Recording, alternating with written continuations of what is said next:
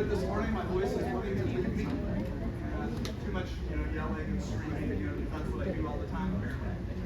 I've got my beastly drink up here, so if I work on that sometime, don't be terribly offended. All right, let's go ahead and just see where we are in this series. We're looking at our one another's of the New Testament. So we're kind of going through, and remember the connection of this. We're explaining what it is that we in a church are supposed to be doing. Whether that's church, whether that's Sunday school class, whether that's just in our interaction with other believers. What does the Bible say we're supposed to be doing for one another? So 40 different times the Bible says, do this for one another, do this one for another, do this one for another. We are not going to try to hit all 40 of them. But last week we looked at members one of another, and today we're going to look at specifically love one another. If you didn't guess that from your neighbor nudging question, today we're going to talk about love. This is another one of those one another's that I think this one you'll see as we go through it. This is one God wanted to make sure we didn't miss. He gave us this particular command to love one another almost 20 times in the New Testament. So we start here because it's definitely one of the most prominent statements anywhere in Paul's writings. Love one another, love one another, love one another. Jesus himself said it many times, as we'll hear in just a moment. As Christians, we've got this instruction that we are supposed to love one another. And if you've been saved for any significant length of time, you can probably quote a number of the verses that we're going to look at today. If you've been around churches for very long, you can probably sing a few of these verses. We're not going to sing. I promise this is not going to happen today. But the point is that this is a concept that's drilled into us, but I don't want you to let this concept suffer from familiarity. I don't want this to be something that we just kind of like, oh yeah, I know that. And it just kind of passes over us. I hope to lead you through some real thinking today about what it would mean for us to evaluate ourselves, evaluate our relationship with each other, and to truly love one another. All right, before we get into our first point, I've got a couple of guys that I've asked to read some verses for me, so I'm going to have these verses read, and as they're read, I want you to listen for not just the phrase, love one another, but there's another significant word that comes up in each one of these verses. So see if you can pick them out. Who's got number one? John 13:34. A new commandment I give unto you, that ye love one another as I have loved you, that ye also love one another. That was John 13:34. John 15:12. This is my commandment, that ye love one another as I have loved you. John 15:17. These things I command you, that ye love one another.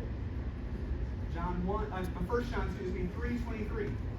And this is his commandment, that we should believe on his name, on the name of his Son, Jesus Christ, and love one another as he gave us commandment.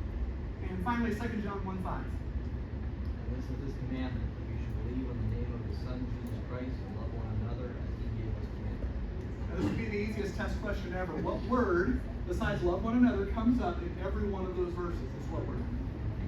Commandment. So we're going to start, first of all, just by recognizing that loving one another is commanded by God.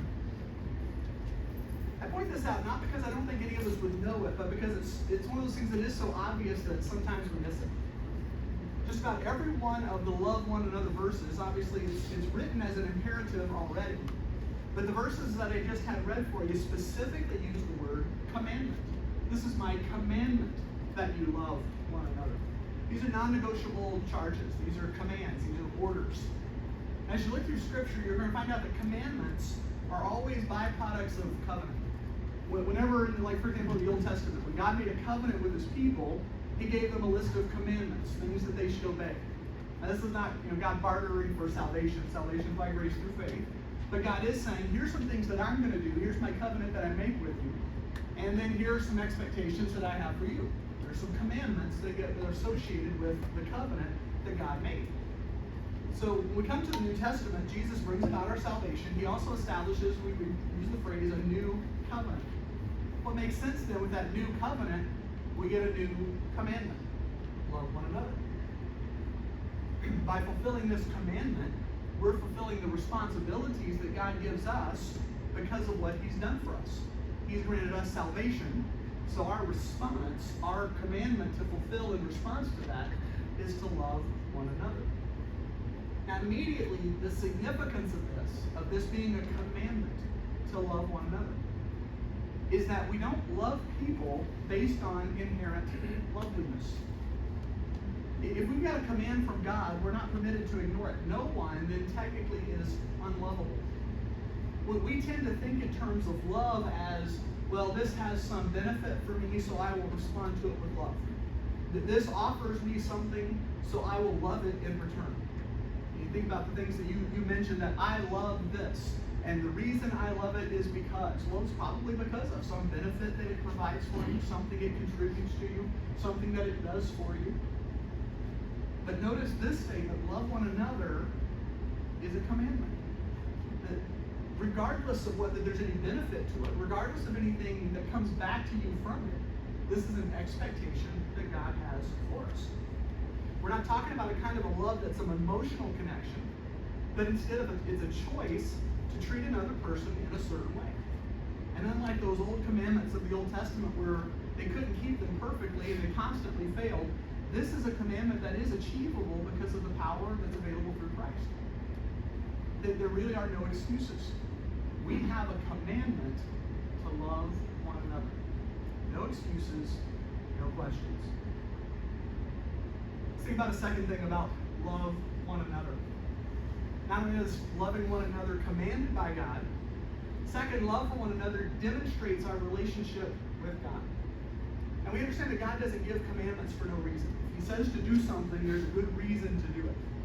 He doesn't always explain the reasons behind it, but we can assume that God only does that which is good. God only does that which is right. So if He gives us a commandment, then it's for His glory and it's for our best good. The same thing is true with this commandment to love one another. When God says that we as Christians are supposed to love one another, He's going to explain to us in this case, though, what the reason for that is. Why should we love one another? Take your Bibles and go with me to the Gospel of John. And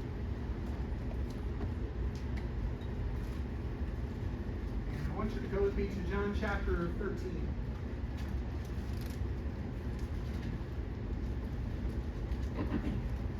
In John chapter 13:34, there's a verse here that we just referenced a few moments ago, so let's remind ourselves of what it is. John 13:34, He says, "A new commandment I give unto you, that you love one another. As I have loved you, that ye also love one another." But notice verse 35. "By this shall all men know that ye are my disciples, if ye have love one to another." Let that sink in for a second. What this verse says to us about love. He says that I want you to love one another, and I'm going to use that love that you have for each other to show all those around you that you are my disciples.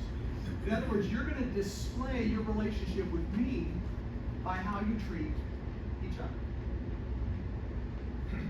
We can kind of put this into the context of ministry and witnessing. In essence, what Jesus says is that love one another is going to be a means by which you show the world who God is and what God is like. That when you love one another, God uses that as a means of outreach. We can have a testimony of the power and the love of Jesus Christ by demonstrating love for each other. And normally, if I were just to mention, witnessing, soul winning, we tend to think of that in terms of knocking on doors, handing out tracts. Well, that is certainly one perspective, and that's not trying to disparage that in any way, shape, or form. But do recognize the fact of how little the New Testament actually says about confrontational evangelism. Obviously, we have a great commission. We're supposed to go out and reach the world. But notice the connection with this concept. That the way that we're going to display our relationship with God to the world is not so much just through our literature distribution or just through confronting others. Specifically, that witness is in the context of a body of believers who are showing love for one another. It gives that perspective. It shows in a very graphic, visible, demonstrable way that this works. In a sense, we can live out as an object lesson of what God's love looks like by how we treat each other.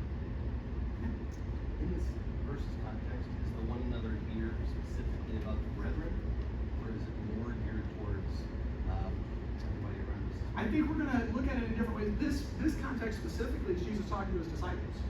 He's saying, look, you guys as my disciples, he's preparing them for the ministry that they're going out to fulfill. He's preparing them that they're going to go out and, there's lots of preparation and anticipation of the church in this passage of the Holy Spirit.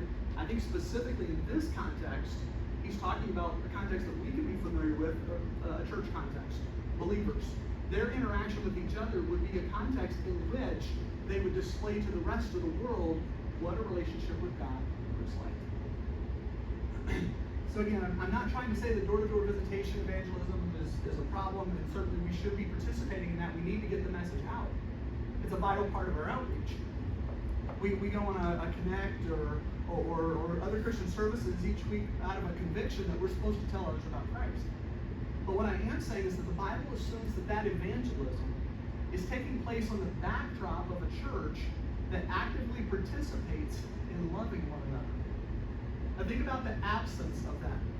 Think about going to, for example, in a community, you knock on a door and say, I'm from such and such Baptist church. That testimony of that church in that community is going to have a lot to do with what happens next in that conversation. Oh, you guys are the ones that, whatever. Or, yeah, I heard about you. Or, yeah. I mean, think about the testimony of those believers and their interaction with each other and how that impacts the ability of an individual to communicate to another individual to say, hey, let me tell you about Jesus and the life that he changes. Let me tell you about the difference that God can make in an individual's life. When that happens in the context of believers who are actively loving one another, that message is that much more powerful. And that's exactly what Jesus is drawing their attention to in verse 35. He says, by this shall all men know ye are my disciples, if you have love one to another. That's what draws the world to us. That's what causes them to ask why we're different. The world has a lot of counterfeits for love, but very little reality. When they see Christians loving each other, they know that we're special. And they'll want that too. If you've been following along on social media much this week, ever since the Roe versus Wade decision has been handed down, there's been a lot of chatter on social media from people that are very upset about that decision, about, well, I hope you Christians are going to, reach out and take care of, all these unwanted babies and all these, help these unwed mothers, and you better be providing some alternatives. And you know what? They're right. It's exactly what has to happen. And I would argue that that's what has been happening. To imply that we haven't been doing that. If you look at the history of Christianity, it's been Christians that have been traditionally taking care of most of those situations. However, how much more important is it right now in this world that we show what a relationship with Christ looks like by showing love for other people? How important is it for us to step up and to fulfill our responsibilities to love each other and to love those outside the church as well? And in that context, to see people come to know Jesus Christ as their Savior. I want you to see that Jesus assumes that context comes out of loving one another. So we've seen what we're supposed to do. You got to come in, love one another. We've seen why we're supposed to do it. It makes our witness that much more effective. It demonstrates our relationship with God. So the last question is, so how do we do it? What does it actually mean to love one another? What does that look like? If it's not simply mushy emotion, if it's not just, well, words, oh yeah, I love you, and what does it actually look like? What does the Bible have to say about what loving one another actually is? Well, I'll give you this statement. Loving one another means actively pursuing their best interests ahead of our own. Loving one another simply means doing what is best for another person. It's putting their interest ahead of our own interest. There's going to be, we'll see a certain amount of sacrifice that's involved. And if you want to see that in graphic display, remember probably the most familiar verse in the Bible. For God so loved the world that he what? Gave. Love is going to involve sacrifice. It's going to be involving putting the needs of others even ahead of your own. That God loved and he gave his son for our behalf. Think about that context as we think about what it would mean for each of us to love one another. Now we're going to look at a number of verses that talk about loving one another, and each one of these verses is going to give us another insight into what this actually looks like. What would it actually look like if we loved one another? In your Bibles, let's go over to Romans chapter 12. Some of these verses we're going to come back to because they actually have some other one another's associated with them. But for today, I want you to think about it in the context of loving one another. In Romans chapter 12, look down at verse 10. He says, "Be kindly affectioned one to another with brotherly love, in honor, preferring one another." The first half of the verse that he's showing us kindly affection with brotherly love. And then he explains how that plays out, what that looks like. He says, in honor, preferring one another. And we talk about preferring something. You prefer, in particular if you're talking about another person, by putting them first. You know, the Bible would say, I esteem the needs of other better than myself. I prefer you. I can be selfish and say, well, I want this. But if I'm going to prefer another person, then I say, well, it's not about what I want, it's about what you want. I'm going to put your preferences ahead of my own. I'm going to prefer you above my own ideas. We're usually pretty good at looking out for our own interests. We can make sure, and we're very good at making sure our wants and our desires are met. But notice in this passage, you're commanded to let others go ahead of us in their wants and desire. One of the ways that we show our love for one another is by preferring the other person. Again, go back to the statements that you talked about with each other earlier. If you are going to love something, well, you're willing to sacrifice for that thing. You're willing to say, well, okay, I want to do this, but because I love this, I'm going to do this instead. I'm going to prefer this, or I'm going to prefer, if you put it in the context of people, I'm going to let that person go first. I'm going to make their needs more important than what I need. I'm going to make their wants more important than what I want. In a very specific way, loving one another means putting other people before yourself. That we're going to honor them, we're going to show brotherly kindness by saying, you know what, it's not about me, it's about you. What can I do for this person?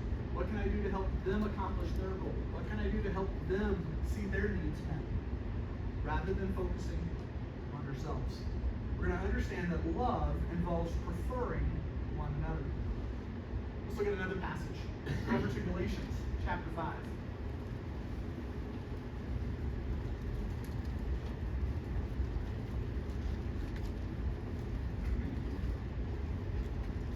Galatians chapter 5.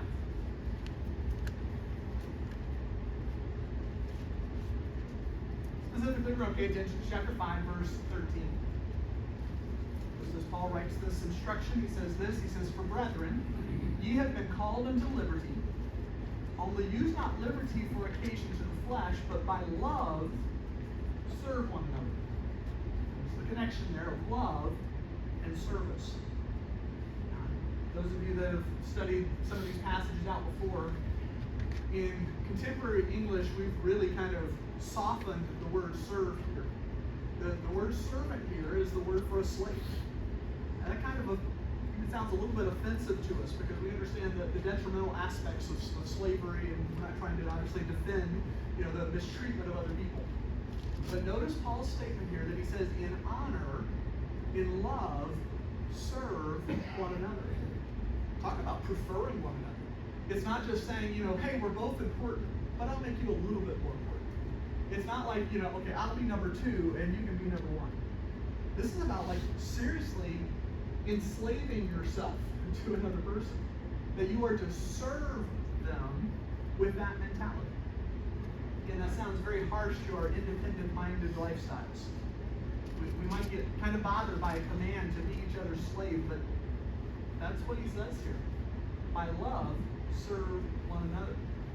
And it's kind of an ironic connection with liberty and enslavement. He says you've been called unto liberty because you've been set free by Christ, because you've been given liberty. Then you take that liberty and use that to serve other people. Because of the freedom that we have in Christ, he expects us to be servants to each other. So let's kind of build that concept of slave a little bit more, of what a servant looks like. A slave is one with no rights of his own. His only goal and mission is the benefit of his master. His highest ambition is his master's success. He neither expects gratitude nor recompense for his sacrifice. He simply performs his duty. That sounds pretty bleak, but remember the attitude that's to accompany the service. This particular servant doesn't simply act out of duty, it says in love, serve one another. He's got freedom and ability in Christ to perform acts of service for other believers, not for gratitude, not to try to get something out of it, not to try to get some reward, but because of the love shown to him through Jesus Christ.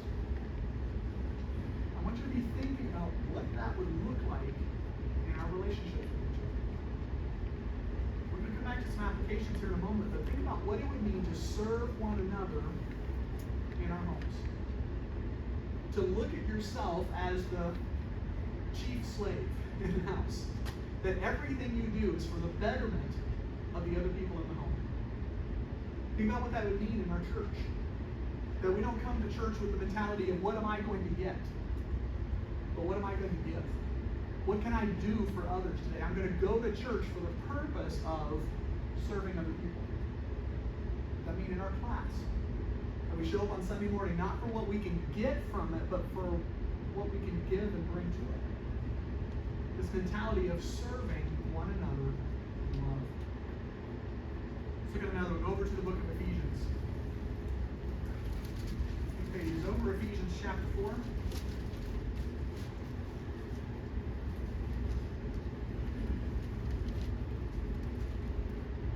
Ephesians chapter 4, scan down to verse 2. He says, with all lowliness and meekness, with long suffering, forbearing one another in love. Again, this is another one we'll come back to and we'll revisit that specific one another, but I want you to see its connection with love here. Forbearing one another in love. This word is a great word to forbear with. It has the idea of bearing with, enduring. If you want to put it into our contemporary vernacular, we might say to put up with. So if I said it that way, that God asked us in love to put up with other people. Immediately we know what that means. Because some people are weird. People have unusual things about themselves. They have unusual preferences that are different from our own. They have strange ways of doing things that don't make sense to us. We look at people all around us and we're like, why would you do it that way? That just doesn't, because we have a way of thinking about things and other people have other ways of thinking about things. And this verse reminds us that, yeah, you're right. We're all kind of different. But in love, what we ought to be doing is putting up with each other. Forbearing one another in love. How do we demonstrate love for each other? By putting up with each other. How easy is it to not get frustrated with an unbearable person at work? Or even a difficult personality in church? On our own, it's hard. But because of our relationship with Christ, He's giving us and asking us to overlook the shortcomings of others and to accept them as the child of God that they are. They have areas that God is working on them to correct, just like He's working on us. And we have a verse elsewhere in the New Testament that says, love covers a multitude of sins. And that's what this is saying. Instead of being nitpicky with each other, instead of critiquing each other, instead of criticizing each other, sometimes a response that needs to be part of our loving one another is, I can put up with that. I can deal with that. I can let that go. Love covers a multitude of sins. Our love is visibly demonstrated when we patiently, carefully forbear one another. One more of these. Turn over to 1 Peter chapter 1. He doesn't just give us these commands to love one another. He's telling us specifically how to do it. What this looks like. Dan. Yeah. Where does all this fit in with like personal limitations and boundaries? Like with the culture that's so much about hearing the words of the like, is it like kind of biblical the idea of having boundaries and stuff? I don't think so. At the same time, I think we need to have a perspective that evaluates those things carefully. Obviously, we do have responsibilities that there are certain things we need to do as individuals because of our relationship with God. And so if the actions of another, for example, are preventing us from fulfilling our responsibilities to the Lord, then we have to obviously think that one through. There's a balancing act that goes into it. But I think when we look at most of the stuff that just bothers us about other people, the stuff that gets under our skins, it's not so much moral issues, it's more preferential issues. They just have a different way of doing it. They have a different personality. They have a different set of behaviors. And rather than determining our relationships of, well, I just don't like that person. I just don't want to do anything with that person. There are times where we're going to say, you know what, despite our differences, there are some things I will put up with so that I can show you love. I will be willing to let some things go so that we can have a relationship and love one another the way the Bible commands us to. So I do think you're right. I think there's going to be a balance of some things that we're going to have to evaluate. Well, when is this being a negative impact on me and when is this not? And I think there are a lot of things that fall into the category of, you know what, I can just put up with that. I don't have to let that bother me. I don't have to let that get under my skin. That's just my preference. So I can let that go. So that we can have a relationship with each other. I can show you love despite our differences. 1 Peter chapter 1, verse 22 gives us another one of these statements of how to put this into practice.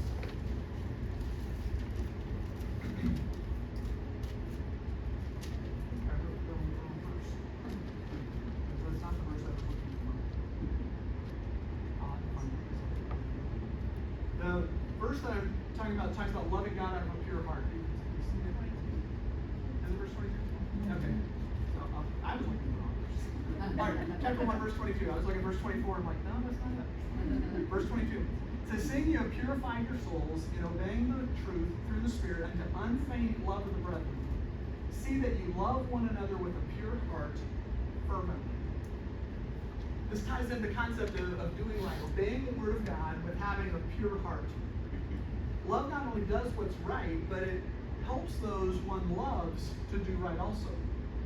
And this verse tells us to love fervently.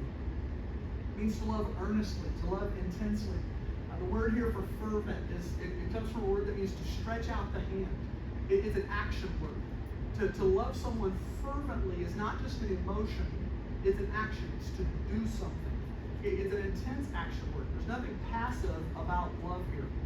It's not meant to be just some feeling that we have. Well, oh, I love that person. Well, there's nothing wrong with feelings, but this verse isn't commanding us to have a feeling. This verse is commanding us to do something about our love. To love others fervently with a pure heart. If we truly love one another, we can't be indifferent to one another. We have to actively live out that love in visible, demonstrable, tangible ways of helping them do what God's Word says is right. And that may take some thought on our part as we try to come up with means to show our love for fellow people, and especially for other Christians. But the point here is that it's supposed to be normal. It's supposed to be something that we're normally doing. Is that when we come together, we're doing actions of love. We're on purpose showing love to each other. It's not just lip service. We're showing one another love with a pure heart fervently. So let's take these three concepts. It's a command by God. It demonstrates our relationship with God. And it means actively pursuing another person's best interest ahead of our own. I want you to do some thinking with me. What would all of this look like if love involves preferring one another? As I mentioned before, what would that look like in your home? You don't have to vocalize it, but I want you to think about it. What are instances, what are occasions where you can put the needs of others in your home ahead of your own wants and desires? Like, well, my wife really likes me to do it this way. I don't like to do it that way. But she does. So I'm willing to set my preferences aside for the sake of her. My husband likes when I do this. I don't care for that. I don't like it at all. But he does. So I'm going to prefer one another. I'm going to do something for them that sets my desires aside. And I'm going to prefer one another. What would that preferring one another look like in our church? Well, we all have preferences about church, don't we? When we come to church, we have certain expectations. And that's not the way my church did it when I was growing up. And that's not the way my church back home handles this. And again, I'm not talking about doctrinal issues. I'm not talking about people doing things wrong. A lot of what we do in church is just a preference. And we can set aside that and say, you know what, instead of being critical, instead of just living off to this all the time, you know what, I can say, you know what, I can prefer one another. That's the way this church likes to do it. So I can do that. I can show love for one another by adopting, in a sense, their preferences. In our class. Know of any situations where people are getting annoyed and bothered with each other? But my guess is over time there's going to be some situations that come up where we can say, you know what, I would do that. I don't like that. But I'm going to prefer one another. Maybe sometimes it's as simple as just getting out of our comfort zone and talking to someone. And say, you know what, that person's been sitting there alone all morning. As far as I can tell, nobody has said word one to them. That's a little out of my comfort zone to just walk up and say hi and introduce myself. But you know what? That person's important. And I'm going to put their needs above even my own comfort. That's an application of preferring one another. What about serving one another? How do we put that into action? Again, you don't need to respond. I just want you to think about this. When was the last time you sacrificed something for somebody else? Look, if I do this, it's going to cost me something. Maybe that's a financial cost. Maybe that's a time cost. Maybe that's a preference cost. But boy, I don't really want to do that because that's going to have some cost involved. Well, if we're going to serve one another, are we willing to sacrifice? And say, you know what? I'm just going to go ahead and put them ahead of me. I'm going to serve that person rather than serving myself. What about things that mean forbearing one another? Putting up with things. Whether it's in church, maybe the people around you sing too loud. Maybe somebody took your seat. Maybe somebody made a mess and they didn't clean up after themselves. And we can come in and we can get kind of frustrated and bothered by those things. Or we can come in and say, you know what? At least they're here. They took my seat, but it means they're in church. They made a mess, but they had to be here in order to do it. I mean, maybe some of this aspect of forbearing one another is just learning to find something to be grateful for in every one of these situations. We go back into all those situations of preferring one another or serving one another or forbearing one another in our homes.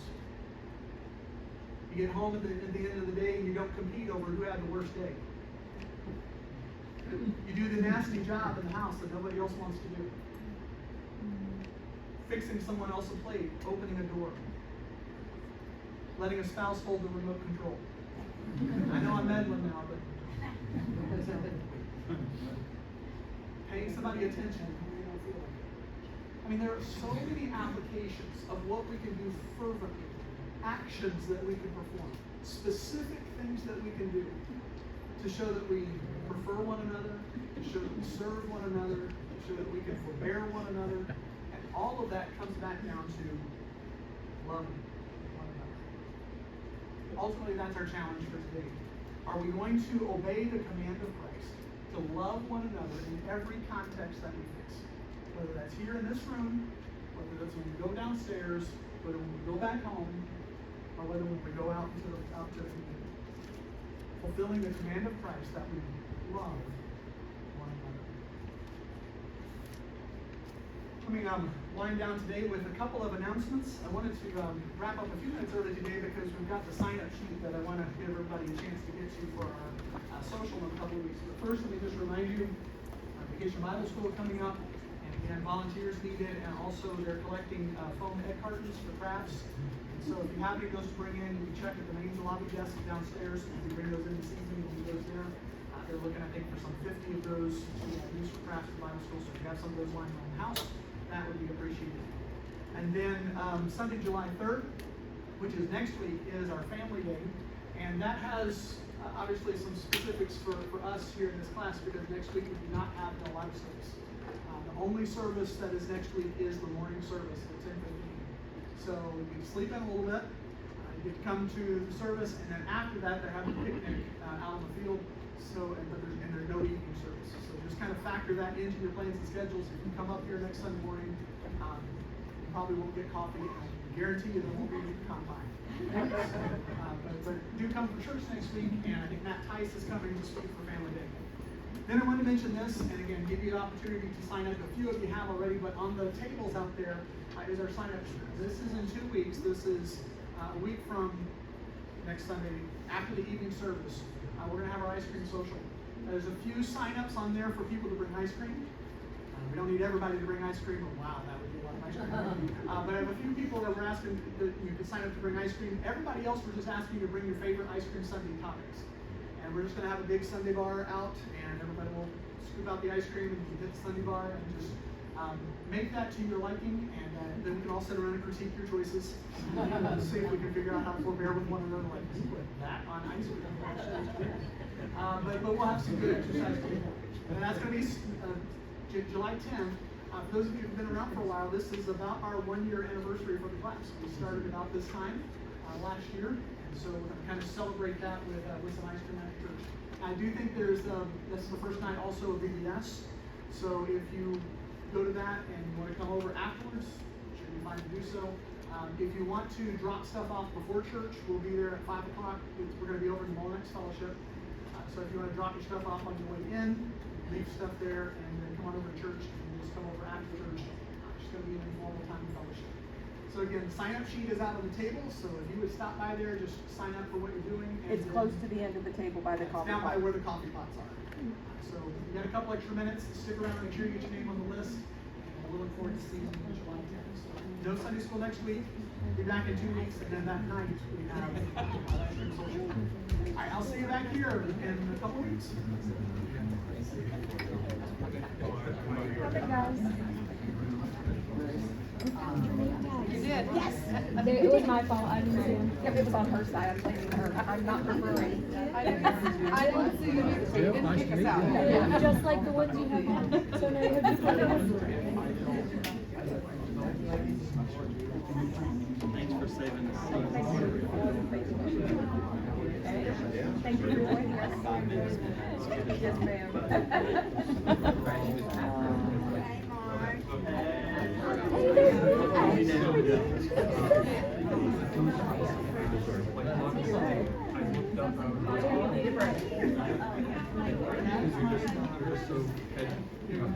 Have a good one.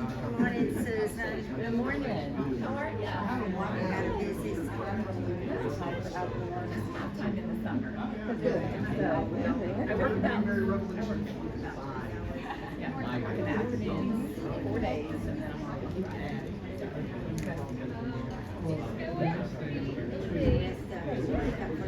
That's right. I read units, so if there is something I can help with, I take directions pretty good. So I don't really. Right, but I mean, if you need to know, Tuesday and Thursday. y'all have your morning today. I missed you over there. I looked and I'm like, this might help this morning. You must have been on Alpha Shift now,